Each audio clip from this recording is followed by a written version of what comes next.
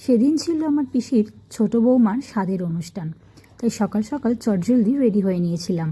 রীতিদি আমাকে বলেছিল আমি যেন একটু তাড়াতাড়ি চলে যাই, গিয়ে যেন ওকে একটু সাজিয়ে দিই। সেই মতোই আমি একটু তাড়াতাড়ি চলে গেছিলাম, কিন্তু গিয়ে দেখি তখন ওদের কোনো নিয়মই শুরু হয়নি। তারপর বেশ অনেকক্ষণ পর শুরু হলো নিয়মকানুন। সকালে সব রকমের ফল দিয়ে চিড়ে মুড়কি দিয়ে খাওয়ার একটা নিয়ম ছিল, সেইটা কমপ্লিট হয়ে যাওয়ার পর ওকে অল্প করে একটুখানি সাজিয়ে দিয়েছিলাম। যেহেতু সকালের অনুষ্ঠান তাই একদমই খুব হালকা করেই সাজিয়েছিলাম। তারপর দুপুরে সমস্ত কিছু সাজিয়ে ভাত খাওয়ার যে নিয়মটা থাকে সেটাও দেখতে দেখতে হয়ে গেল। 3:30 মতো বেজে গেছিলো, তাই আমরাও আর দেরি না করে খেতে বসে পড়েছিলাম।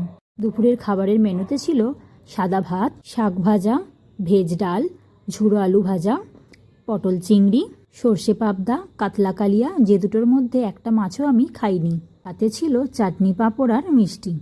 তারপর সমস্ত খাওয়া দাওয়ার পর্ব শেষ হয়ে যেতে শুরু হলো গিফট খোলার পর্ব। তারপর আমরা বেশ অনেকক্ষণ আড্ডা দিয়ে গল্প করে রাত্রিবেলা সোজা চলে এসেছিলাম বাড়ি। ভিডিওটা এই